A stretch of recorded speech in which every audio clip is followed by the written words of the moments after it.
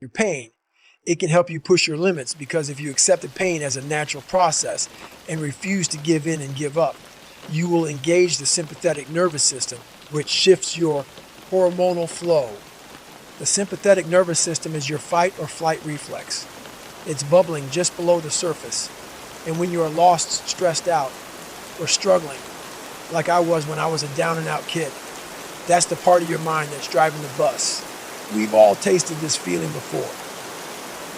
Those mornings when going on a run is the last thing you want to do.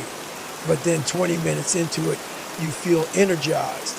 That's the work of the sympathetic nervous system. What I've found is that you can tap into it on call as long as you know how to manage your own mind. When you indulge in negative self-talk, the gifts of a sympathetic response will remain out of reach.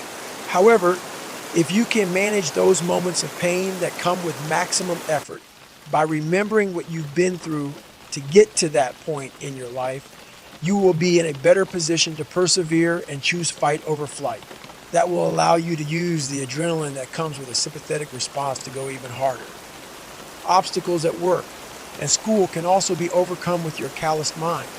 In those cases, pushing through a given flashpoint isn't likely to lead to a sympathetic response, but it will keep you motivated to push through any doubt you feel about your own abilities. No matter the task at hand, there is always opportunity for self-doubt. Whenever you decide to follow a dream or set a goal, you are just as likely to come up with all the reasons why the likelihood of success is low. Blame it on the f***ed up evolutionary wiring of the human mind. But you don't have to let your doubt into the cockpit.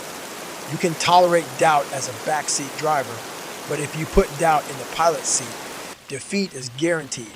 Remembering that you've been through difficulties before and have always survived to fight again shifts the conversation in your head.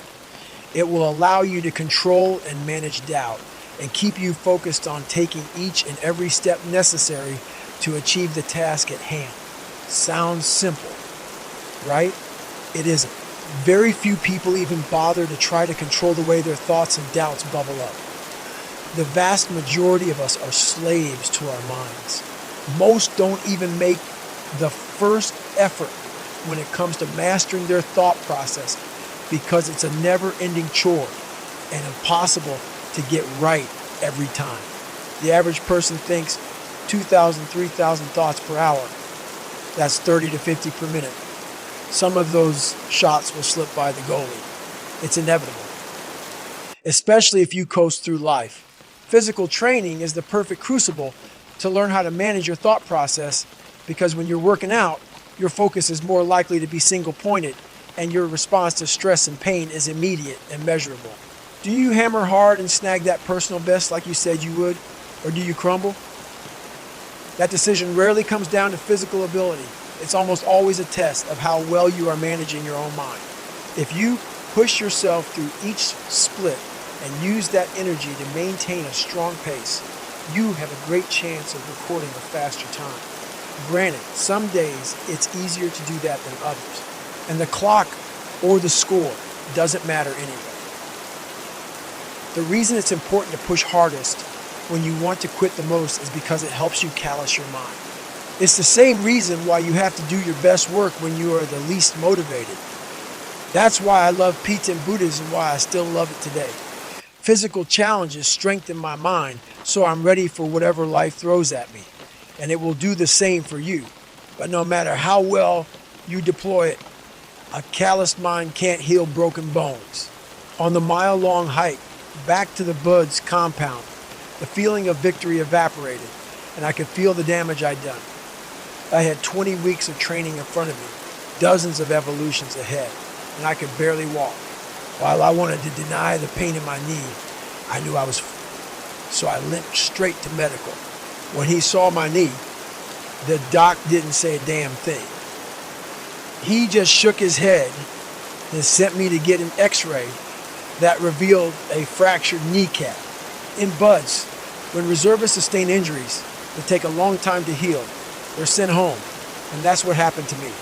I crutched my ass back to the barracks, demoralized, and while checking out, I saw some of the guys that quit during Hell Week. When I first glimpsed their helmets lined up beneath the bell, I felt sorry for them because I knew the empty feeling of giving up. But seeing them face to face reminded me that failure is a part of life, and now we all had to press on. I hadn't quit, so I knew I'd be invited back.